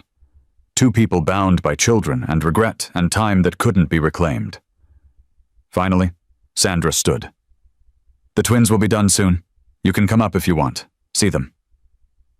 Bruce nodded. Stood. Followed her to the elevator. And understood with crushing clarity that some mistakes can't be fixed. Only carried. That some choices echo through years and generations and futures that will never exist. That being right too late is the same as being wrong all along. Some mistakes can't be fixed, only carried. This father was about to learn the weight of what cannot be undone, the weight of could have and should have, and if only. The weight of 13 years of absence that no amount of presence could erase. But maybe, just maybe, he could learn to carry it without letting it crush him. Because his daughters didn't need him to be destroyed by guilt. They needed him to be strong enough to stay. Strong enough to love them. Strong enough to be their father for whatever time remained. Even if that time should have been decades. Even if it was only months. Even if every moment would be haunted by the knowledge that there could have been more. Bruce stepped into the elevator. The doors closed. And he began the long process of learning that the hardest lessons aren't the ones that teach you how to succeed.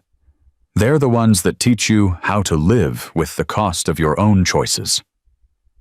Bruce showed up every day, not with announcements or fanfare or the kind of grand gestures he'd built a career on, just showed up. 7:30 in the morning at Sandra's house, noon at the hospital for appointments, 8 p.m. for bedtime routines. He learned the rhythm of their days the way he'd once learned code, through repetition and attention and the understanding that patterns matter. The first week, Sandra watched him like someone watching a stranger near her children, which technically he was. But by the second week, she'd started leaving him alone with them for short stretches. 30 minutes while she showered, an hour while she ran errands. Small increments of trust that Bruce treated like the precious things they were. He learned the medical details first. Had to. The twins took 17 different medications throughout the day. Bruce made a spreadsheet. Color-coded. Cross-referenced with mealtimes and side effects. Sandra had looked at it and laughed, actually laughed, for the first time since he'd re-entered her life. Of course you made a spreadsheet, she'd said. It's genetic, Jennifer had added from the couch. The organizational thing.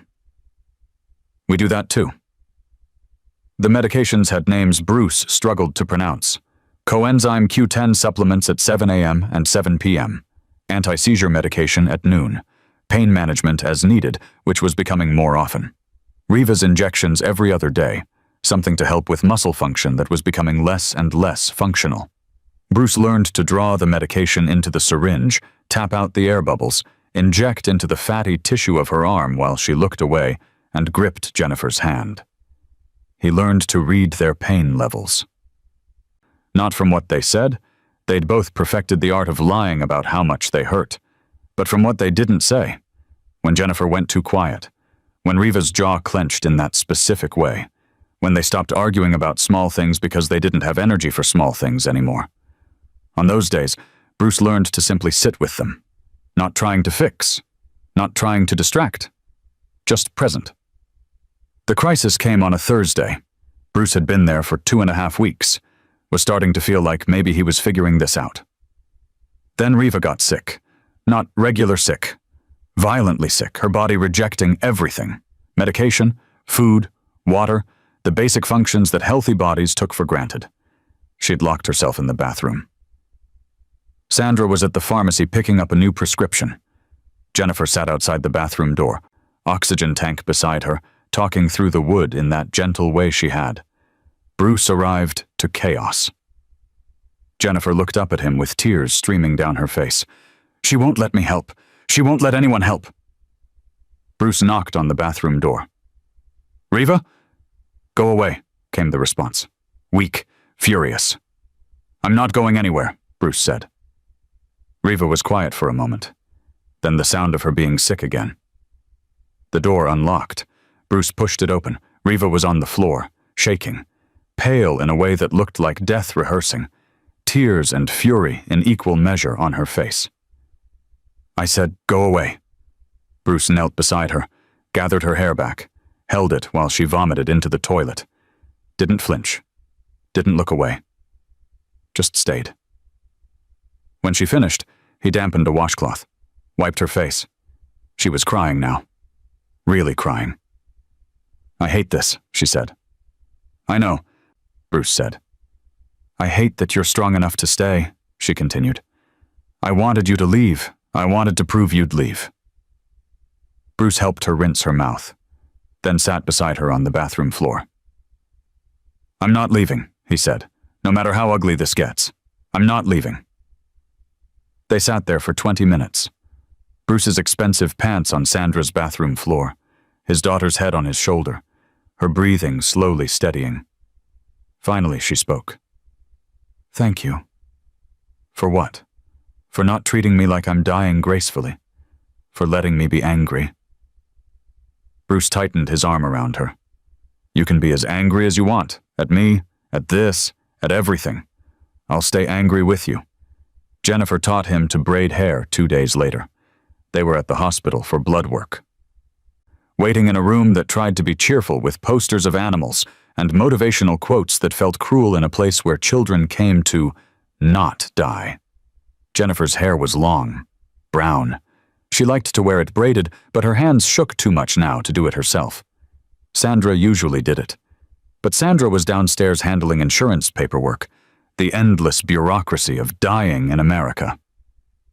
Can you braid? Jennifer asked Bruce. I don't know, Bruce admitted. I've never tried. Jennifer smiled. I'll teach you. She turned her back to him, talked him through it. 3 sections. Left over middle, right over middle, repeat. Bruce's hands were too large, too clumsy, designed for keyboards and contracts, not the delicate work of hair. He fumbled, started over. Jennifer was patient. That's good. Tighter now. No, looser there, like that, yes. It took him 15 minutes to complete 1 braid. It was lumpy, uneven, probably wouldn't last an hour, but Jennifer reached back and touched it. Perfect, she said.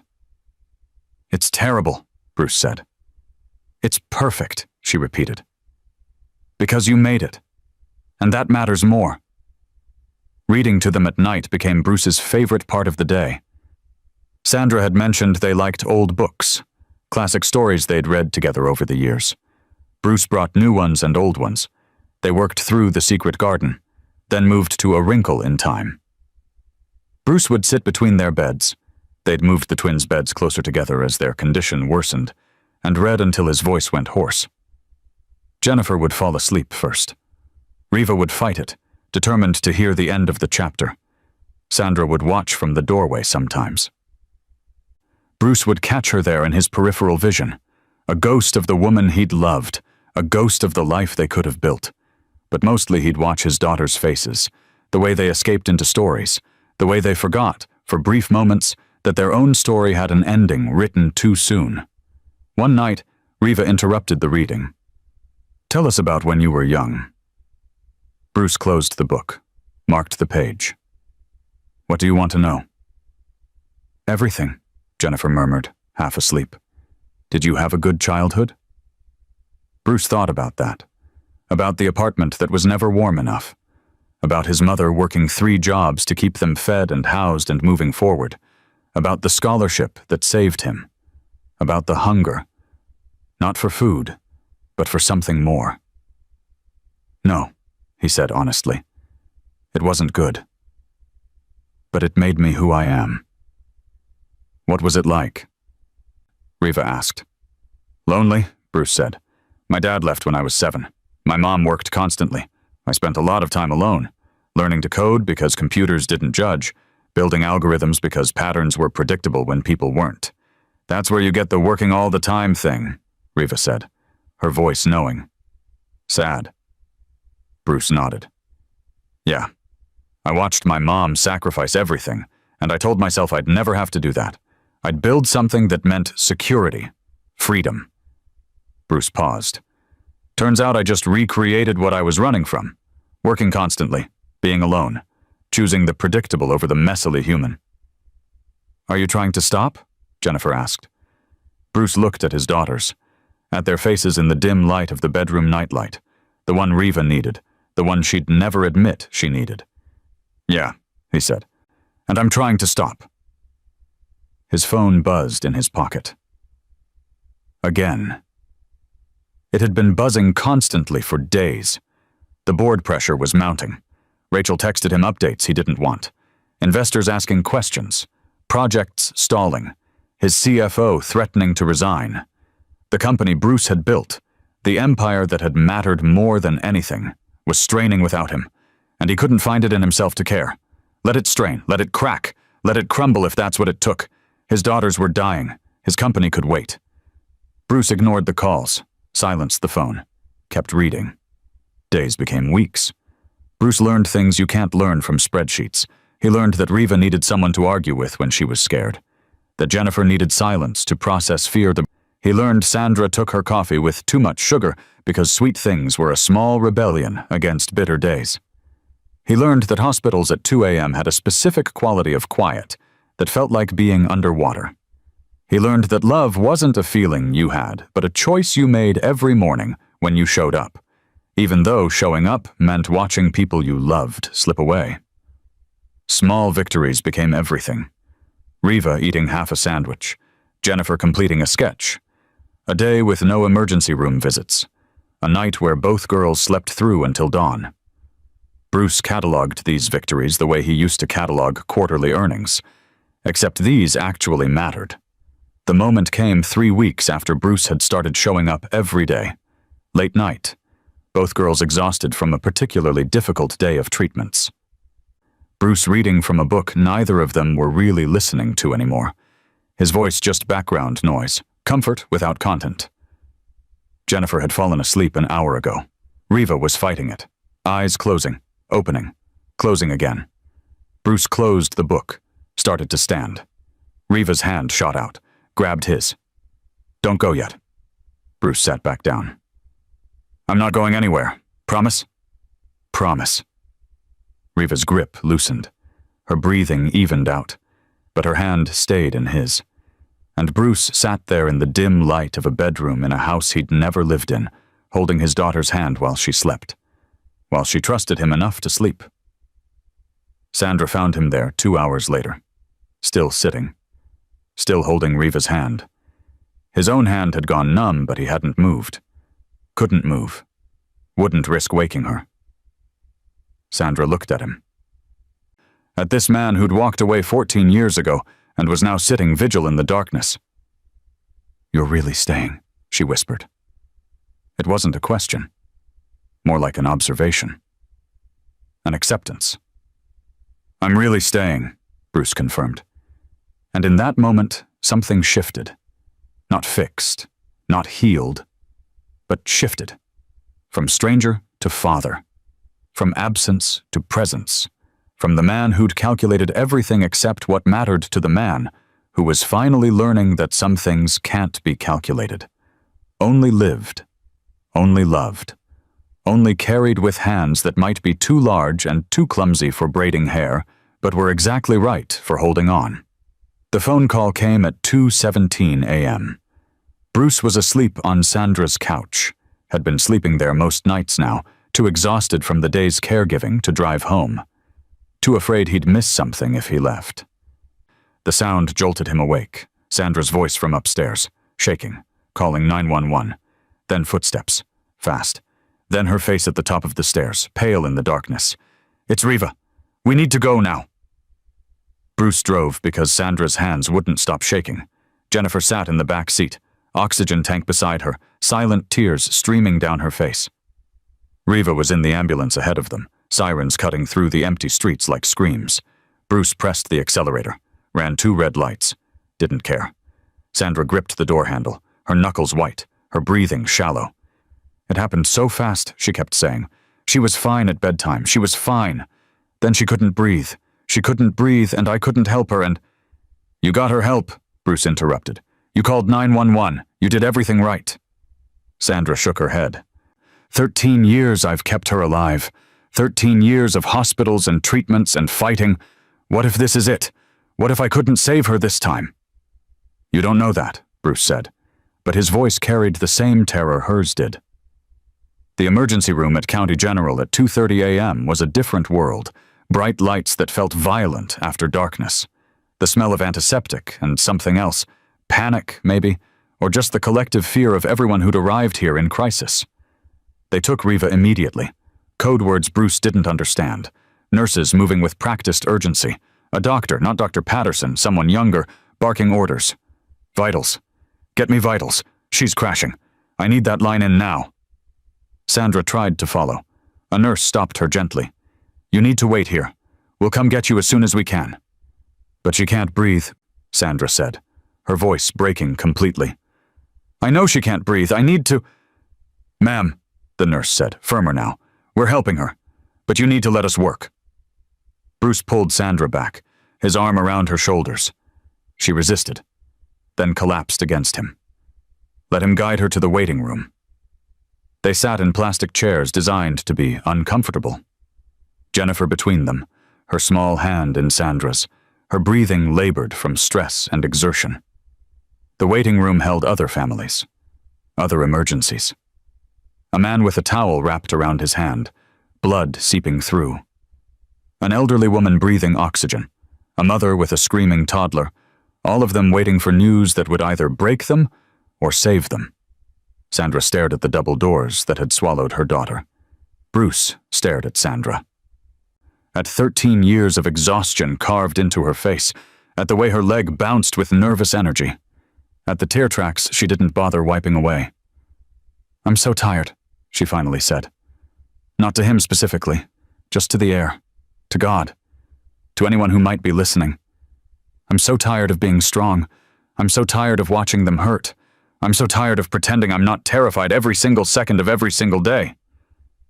Bruce reached over, took her free hand, the one Jennifer wasn't holding. "Let me help carry it," he said.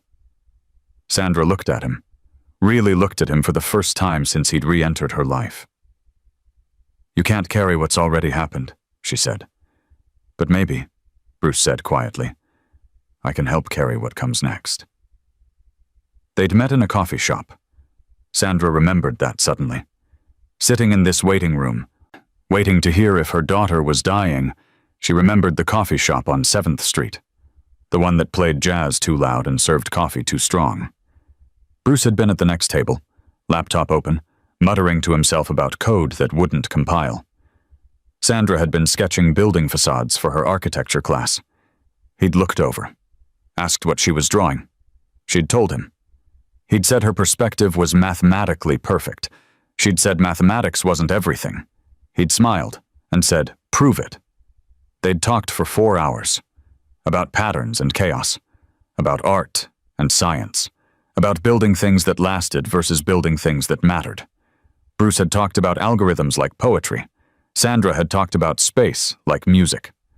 By the time the coffee shop closed, Bruce had her number, and Sandra had the beginning of something she hadn't expected to find, someone who saw the world as connected and beautiful and worth understanding. They'd been happy once, before the pregnancy, before the fear, before Bruce had chosen predictability over the messy, terrifying glory of loving another human being. They'd been happy, and Sandra had forgotten that on purpose because remembering hurt too much. Family of Riva. Martin? A doctor stood at the double doors. Sandra and Bruce shot to their feet. Jennifer stood slower, her body protesting. The doctor, the young one who'd been barking orders, looked exhausted. She's stable. For now. We had to intubate. She couldn't maintain her oxygen levels on her own. We've got her on a ventilator and we're monitoring closely. Can we see her? Sandra asked. Soon, the doctor said. We're getting her settled in the ICU. I'll have someone come get you when she's ready. How long will she need the ventilator? Bruce asked. The doctor met his eyes. Honestly, I don't know. Her lungs are compromised. The condition is progressing faster than we'd hoped. We're doing everything we can, but... He trailed off. Didn't need to finish. They all knew how sentences like that ended.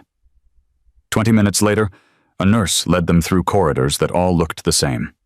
White walls, fluorescent lights, the soft beep of machines keeping people alive. The ICU room held 2 beds, Riva in one.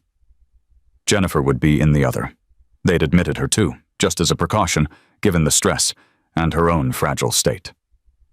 Jennifer climbed into bed without protest. Let nurses hook up monitors. Her eyes never left her sister. Riva looked small in the hospital bed, smaller than 13, smaller than human. The ventilator breathed for her, a mechanical rhythm that sounded nothing like natural breath. Tubes and wires connected her to machines that translated her failing body into numbers on screens. Her eyes were closed. Sedated, probably. Or just exhausted from the fight. Bruce sat in the chair between the beds. Sandra stood at the window, arms wrapped around herself, staring at nothing. Bruce reached out, took Riva's hand in his left hand, took Jennifer's in his right. Jennifer was pretending to sleep. He could tell by her breathing, the slight tension in her shoulders. She was listening, waiting. Maybe afraid that if she slept, she'd wake up and Riva would be gone. He sat there as the minutes crawled past, as monitors beeped their steady rhythms. As Sandra eventually sat down in the other chair, her hand on Riva's ankle, the only place not covered by tubes or wires. And then, impossibly, Riva's eyes opened, unfocused, confused, searching. They found Bruce. She couldn't talk. The ventilator prevented that, but her hand tightened on his, trying to communicate something. Bruce leaned closer. "I'm here," he said. "I'm right here." Riva's eyes filled with tears. Her other hand moved, weak, shaking, pointing at the ventilator, at the tubes, at everything that was keeping her alive and making her feel like she was drowning. "I know," Bruce said. "I know this is terrible. I know you're scared." Her hand tightened again, her eyes locked on his with an intensity that felt like being seen through. "Don't," she mouthed, the word clear even without sound. "Don't disappear." Bruce felt something in his chest crack open. "I won't," he said, his voice breaking. "I swear to you, I won't. I will spend the rest of my life being your father. No matter how long I get. I will be here for every single day you have left. I will not disappear. I will not walk away. I will not choose anything over you ever again. Even if we do," Jennifer's voice from the other bed, small, terrified. "Even if we disappear?" Bruce looked at her. At this daughter who noticed everything, who understood what her sister couldn't say, who was asking the question they both needed answered. "Even if you do," he said, "even then, you'll still be my daughters. I'll still be your father. Death doesn't change that. Nothing changes that. Not anymore." He pressed his forehead to their joined hands, felt Riva's weak grip, felt Jennifer's stronger ones, felt Sandra's presence beside him, and understood, finally, what it meant to be a father. Not the biology, not the title, but the choice to stay when staying hurt, the choice to love when love came with an expiration date, the choice to be present even when the present was unbearable. True fatherhood isn't measured in years, but in moments when you choose to stay despite the pain, when you choose love despite the inevitable loss, when you understand that the time you get isn't what matters, It's what you do with the time you have. It's showing up. It's holding hands. It's making promises you'll keep, even when keeping them breaks you. Bruce stayed between those beds until dawn broke through the ICU windows, until Riva's sedation deepened and her hand relaxed in his, until Jennifer actually fell asleep, her breathing syncing with the machine's rhythms, until Sandra's hand on his shoulder said without words that he'd passed some test he hadn't known he was taking. He stayed because staying was all he had left to give, and maybe, just maybe, it would be enough. 2 weeks after the crisis, Riva came off the ventilator. Her lungs remembered how to work, barely, with enough support. Jennifer had been discharged after 3 days, but visited daily, refusing to leave her sister alone in sterile rooms that smelled like surrender. Bruce had become a permanent fixture in the ICU. Sandra had stopped trying to send him home. Dr. Patterson found them there on a Tuesday morning, all 4 of them in Riva's room, exhausted and holding on. "I need to speak with you both," Dr. Patterson said. His tone was different, not the careful neutrality of bad news. Something else. Bruce and Sandra followed him to his office, leaving the twins with a nurse who'd become familiar over the weeks. They sat in the chairs they'd sat in before, the ones that had absorbed too much grief. But this time, Dr. Patterson's expression carried something that looked dangerously close to hope. "There's a compassionate use trial," he said without preamble. "It opened last week. New protocol, different from the one we discussed before. This one doesn't require a genetic match from a parent. It's using a combination of gene therapy and stem cells from a donor bank." Sandra leaned forward. "What does that mean?" "It means," Dr. Patterson continued slowly, "that Riva and Jennifer might qualify. The trial is small, very selective, but given their specific genetic markers and their current status, I believe we could make a case for their inclusion." Bruce felt his heart trying to restart. "What's the success rate?" "We don't know yet," Dr. Patterson admitted. "This is bleeding-edge research, but the preliminary data from animal models and the first 3 human participants is encouraging. Not a cure," he emphasized. "We need to be very clear about that. This isn't a cure, but it could buy time. Months instead of weeks, possibly longer." "How much longer?" Sandra asked, her voice barely above a whisper. Dr. Patterson spread his hands. "I honestly don't know. 6 months, a year, maybe more. The data is too limited. But it's a chance, the first real chance we've had." "What are the risks?" Bruce asked. "Significant," Dr. Patterson said. "The therapy is aggressive. Side effects could include organ damage, severe immune response, neurological complications. In the worst-case scenario, it could accelerate their decline instead of slowing it." The room went silent. Outside, hospital sounds continued. Machines beeping, footsteps in corridors, other families living through other impossibilities. "So we could lose them faster," Sandra said. "Yes," Dr. Patterson confirmed. "Or you could get more time with them. There's no way to predict which. That's why it's called compassionate use. It's for patients who have no other options, who are willing to take risks because the alternative is certain." "What do we tell them?" Bruce asked. "The truth," Dr. Patterson said. "They're 13. They're dying. They deserve the truth. Let them help make this choice." Sandra nodded slowly. "When would it start?" "If they agree, and if we can get them enrolled, we'd begin within 2 weeks. They'd need to be hospitalized for the initial treatment phase, 3 to 4 weeks minimum. Then ongoing outpatient therapy. It's intensive. It's demanding. And there are no guarantees," Bruce and Sandra told the twins that afternoon, laid out the facts without softening them. Riva listened with her arms crossed, jaw tight. Jennifer asked questions, her mind cataloging probabilities and outcomes. When they finished, silence filled the hospital room. Then Riva spoke. "So we could die faster or live longer, and we won't know which until it's happening." "That's accurate," Sandra said. "What do you want to do?" Bruce asked. "I want to not be dying," Riva said, her voice sharp with the unfairness of it all. "But since that's not an option, I want to try, even if it kills me faster. At least I tried." Jennifer was quieter. "What would we do with more time?" she asked. "If it works, what would we do?" Anything you want, Bruce said. Everything you want. Jennifer looked at her sister. Riva nodded. Okay, Jennifer said. Let's try. But I'm not doing it because I think it'll work. I'm doing it because Riva wants to. Because whatever happens, we do it together. Always together, Riva confirmed. The logistics came next. Dr. Patterson explained the trial would require them to be near the hospital constantly. Close monitoring. Quick access if complications arose. Sandra's house was 40 minutes away in good traffic. Too far. Too risky. Bruce made his offer that evening.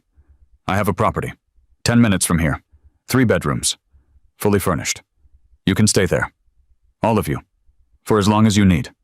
Sandra's walls went up immediately. We can't accept that. Why not?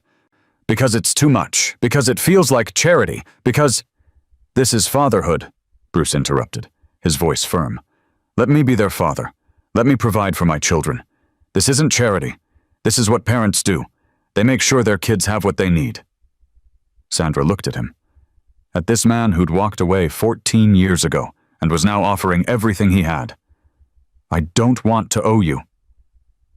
You don't owe me anything, Bruce said. If anything, I owe you 13 years of child support and birthday presents and school supplies and every single thing you've done alone. Let me do this. Please. The move happened over a weekend. Bruce's property was in a neighborhood Sandra had driven through but never imagined living in. Tree-lined streets, houses with actual yards, security and silence. The residence was smaller than she'd feared. Not a mansion, just a large house that felt designed for actual humans, instead of magazine spreads. 3 bedrooms upstairs, living room with a couch that looked comfortable enough to sleep on, kitchen that was probably expensive but felt lived in somehow. Bruce took the couch without discussion. The twins shared the master bedroom, 2 beds pushed close together, medical equipment already delivered and set up. Sandra took the guest room. It felt strange, wrong, maybe, or just unfamiliar. Living in a space Bruce owned, accepting help she'd spent 13 years refusing to ask for. But the twins needed this. And maybe she did too. The trial began the following Monday. Aggressive didn't begin to cover it. Riva and Jennifer spent 16 hours in the hospital getting initial treatments. Came home exhausted. Sick. Worse before better, the doctors promised. If there is better. But they endured. Both of them. Holding hands through infusions. Breathing through nausea. Fighting because fighting was all they had left. Bruce learned a new routine. Breakfast together at 7. Nothing fancy, just toast and fruit, and whatever the twins could keep down. Hospital by 8. Treatments until evening. Home by 7. Dinner. Stories. Sleep. Repeat. He learned medications he couldn't pronounce. Learned to recognize when pain was manageable versus when they needed intervention.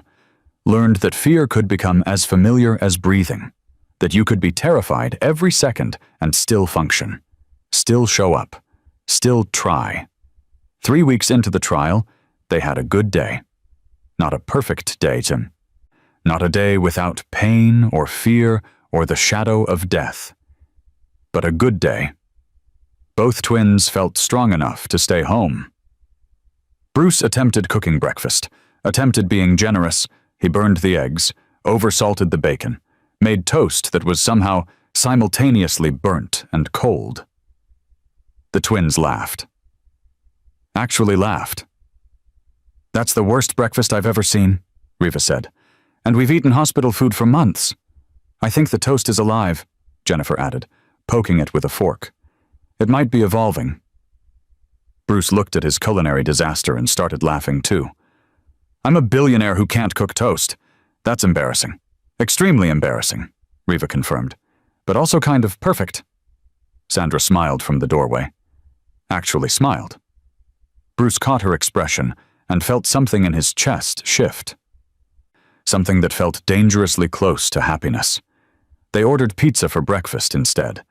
Sat around the table like a family, like people who'd chosen each other instead of people bound by biology and crisis. Later, when Bruce was at the store buying groceries he'd inevitably ruin, Riva asked Sandra the question that had probably been building for weeks. Are you still mad at him? Sandra considered lying, considered protecting her daughter from complicated adult emotions, decided on truth instead. I'm trying not to be, she said. That's not an answer, Riva pointed out. I know, Sandra said, but it's the best I have right now. Jennifer was drawing at the table, her sketch pad open, her hands steadier than they'd been in weeks.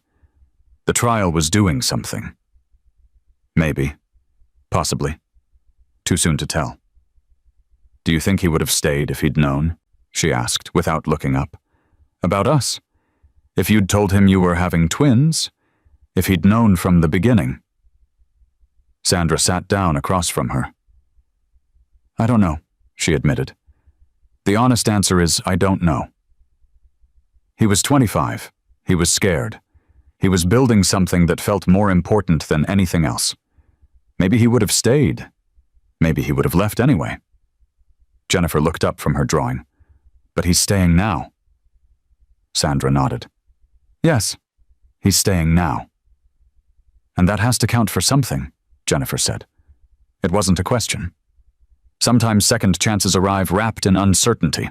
Not the clean Hollywood version where everything gets fixed and forgiven, but the messy human version where people who made terrible choices try to make better ones. Where fathers who walked away learn to stay. Where mothers who built fortresses alone learn to accept help. Where children who should have decades get months and choose to spend them building something that looks almost like family. This family was learning to exist in the space between fear and hope, between the memory of abandonment and the reality of presence, between preparing for death and daring to imagine more time. They were learning that love doesn't erase history, but it can write new chapters. That forgiveness isn't forgetting, but choosing to move forward anyway. That families aren't always born. Sometimes they're built, piece by careful piece, with borrowed time and second chances. The trial continued. Some days brutal, some days bearable, some days almost good. The data was encouraging. Not miraculous, just encouraging. The twins' decline had slowed, not stopped. Just slowed. And slow meant time. Time meant mornings with burned toast. Time meant evenings with stories. Time meant moments of laughter between moments of fear. Time meant Bruce learning what it felt like to be a father. Sandra learning what it felt like to share the weight. The twins learning what it felt like to be loved by both parents before their story ended. They didn't know how much time they'd get. Weeks, months, maybe more. But they'd learned that time's length mattered less than its depth. That one real day of presence was worth more than years of absence. That love measured in moments could fill a lifetime. Even a short one. 3 months after the trial began, Dr. Patterson used a word he hadn't used before. Stable. Not cured. Not healed. But stable. The twins' decline had slowed enough that weeks turned into months. Months that felt like gifts wrapped in uncertainty, borrowed time that they were learning not to waste. Bruce taught Jennifer to play chess on a Tuesday afternoon when rain kept them inside. Set up the board on the kitchen table, explained the pieces, the rules, the strategy. Jennifer listened with that focused intensity she brought to everything, cataloging patterns, understanding the architecture of the game. Within 3 games, she was beating him. Within a week, she was destroying him. You're letting me win, she accused. I'm not, Bruce promised. You're just better at seeing the whole board. I only see the next move. That's because you're still thinking like a CEO, Riva called from the couch. Always focused on the immediate problem. Jennifer thinks like an artist. She sees everything at once. The next day, Riva asked to play Bruce. He assumed she'd play like her sister. Careful, strategic, patient. He was wrong. Riva played aggressive, risky, sacrificing pieces to create chaos. She beat him in 13 moves. Checkmate, she said, grinning. You can't calculate chaos, Bruce. You just have to live in it. Bruce looked at the board, at his demolished strategy, at his daughter's triumphant expression. You're terrifying, he said with genuine admiration. I know, Riva replied. I get that from Mom. Family dinners became a ritual. Bruce never got better at cooking, but he kept trying. They ate burned chicken and oversalted vegetables and laughed about it, ordered takeout when Bruce's attempts became inedible, sat around the table and talked about everything and nothing, Jennifer's drawings, Riva's astronomy obsession, Sandra's memories of architecture school, Bruce's terrible childhood haircuts, small conversations that felt enormous because they were building history together, creating memories in real time instead of mourning the ones that didn't exist. Sandra and Bruce's relationship evolved into something neither of them had words for. Not romantic. The wounds were too fresh for that, the history too complicated, but something deeper. Partnership. Co-parents who'd learned to move around each other in shared space, who could communicate in glances across hospital rooms, who divided responsibilities without discussing them. Bruce handled morning medications. Sandra handled evening routines. Bruce made breakfast. Sandra made decisions about treatment adjustments.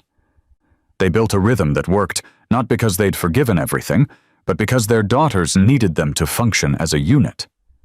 Late one night, Sandra found Bruce on the couch reviewing medical journals on his tablet. Can't sleep? She asked. He looked up, trying to understand the trial data, trying to see if there are patterns in who responds better, trying to predict. He trailed off. You can't predict this, Sandra said gently. I know, Bruce admitted, but trying makes me feel less helpless. Sandra sat on the other end of the couch. We're both control freaks. That's why we understood each other once. That's why we destroyed each other too, Bruce said. Sandra nodded. Yeah, that too.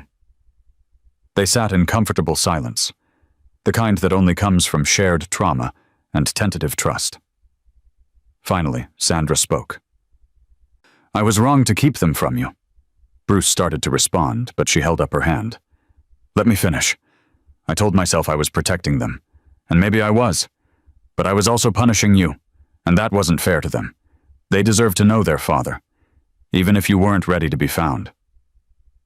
We both made mistakes, Bruce said, but yours was an act of protection. Mine was an act of cowardice. Those aren't equal? Maybe not, Sandra said, but we're both carrying them. Maybe we can carry them together now. The twins turned 13 on April 19th, a birthday Sandra had never been certain they'd reach. They celebrated small, cake from the bakery Riva liked, candles they could actually blow out. Their lung function had improved enough for that small miracle. Presents wrapped badly because Bruce still hadn't mastered tape. The twins opened gifts with deliberate slowness. Jennifer got a professional sketchbook and drawing pencils. Riva got a telescope, small, but powerful enough to see Jupiter's moons. From both of you? Jennifer asked. From both of us, Sandra confirmed. Bruce had one more gift. An envelope. He handed it to them with hands that weren't quite steady. Open it together, he said. The twins tore it open. Inside was a document, official looking, genetic test results printed on heavy paper, framed simply. At the top, in bold letters, paternity confirmation. Below, 3 names. Bruce Chansey, Riva Grace Martin, Jennifer Rose Martin. Probability of paternity, 99.99%. You're mine, Bruce said, his voice thick. Officially. On paper. In science. In every way that can be proven. I wanted you to have proof. In case you ever doubted. In case I ever... He couldn't finish. Riva touched the frame, her fingers tracing her name next to his. I used to be so angry you weren't there, she said quietly. All those years, all those birthdays and school events and hospital stays. I was so angry. She looked up at him. But you're here now. That counts. It doesn't erase the before, but it counts for something. Jennifer set the frame carefully on the table. We got our wish, she said. Remember? We wanted to meet our father before we died. That was the wish, but we got more than that. She looked at Bruce, then at Sandra, then back at Bruce. We wanted to meet you. We got to love you instead. That's better than a wish. That's a gift. Bruce's composure finally broke completely.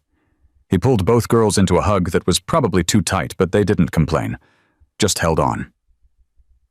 All three of them holding on like they could stop time through sheer force of will. Sandra watched from the kitchen doorway, wiping tears she hadn't realized were falling. This moment, this impossible, improbable, heartbreaking, beautiful moment. This was what 13 years of single parenthood had been building toward.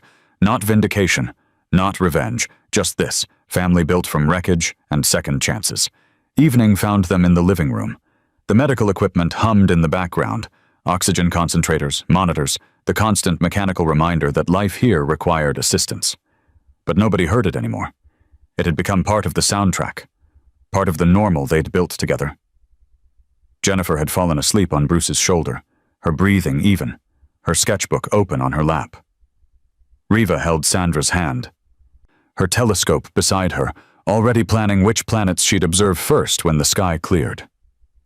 Bruce looked at Sandra over the girls' heads. Their eyes met, held. A conversation happening in silence. "Thank you," his eyes said, "for letting me in, for giving me a chance, for carrying them alone until I was brave enough to help. I'm sorry," his eyes said, "for everything I wasn't, everything I should have been, everything I missed." Sandra's eyes answered back. "I see you. I see you trying. I see you staying. And that matters more than you know." They didn't say any of this out loud. Didn't need to. Some things exist beyond language, beyond forgiveness and blame and the complicated mathematics of who owes whom. Some things just are. And this moment, 4 people on a couch, 2 of them dying slower than expected. 2 of them learning to live with the weight of choices made and time lost. This moment was everything that mattered. The ending wasn't certain. The trial could stop working tomorrow, next week, next month. The genetic condition could reassert itself with cruel efficiency. Dr. Patterson had been clear about that. This was borrowed time, not saved time. The future still ended the same way. Just maybe later. Maybe with more middles to fill the space between beginning and end. But that uncertainty had become bearable somehow. Because they'd learned that certainty was an illusion anyway. That everyone was living on borrowed time, whether they knew it or not. That the length of a life mattered less than its depth, its presence, its love. They'd gotten the middle, the ordinary, extraordinary middle that most people took for granted. Breakfasts and chess games and terrible cooking and birthday cakes and arguments about small things and silence about big things and all the messy, beautiful moments that comprise a family. They didn't get the fairy tale. They got something more valuable. Truth, presence, and time they almost didn't have. Every family is built on second chances and hard choices, on mistakes carried and forgiveness earned slowly over breakfast tables and hospital corridors and couches where daughters fall asleep on fathers who learned too late what mattered. This is the story that matters. Not because it ends well, no one knows how it ends yet, but because they chose to show up for the middle, to build something real in the space between fear and hope, to love each other despite and because of everything that came before. If you've ever had to rebuild what was broken, if you've ever learned that time isn't guaranteed, but presence is a choice, if you've ever discovered that family isn't always the hand you're dealt, but sometimes the one you build from scattered pieces, this story is for you. Subscribe, because these are the stories that remind us what matters when everything else falls away. Join the community of women who know that real love is complicated and forgiveness is a process, and second chances are sometimes exactly enough. This family got their middle, and the middle, it turns out, was everything. Outside the window, the city continued. People living lives that would be long or short, simple or complicated, planned or chaotic. Inside this house, 4 people who almost didn't become a family sat together in the fading light. The medical equipment hummed, hearts beat, lungs breathed with mechanical assistance, and love, complicated, hard-won, precious love, filled the spaces between them. The future was uncertain, but the present was real. And for now, For this borrowed, beautiful middle, that was enough.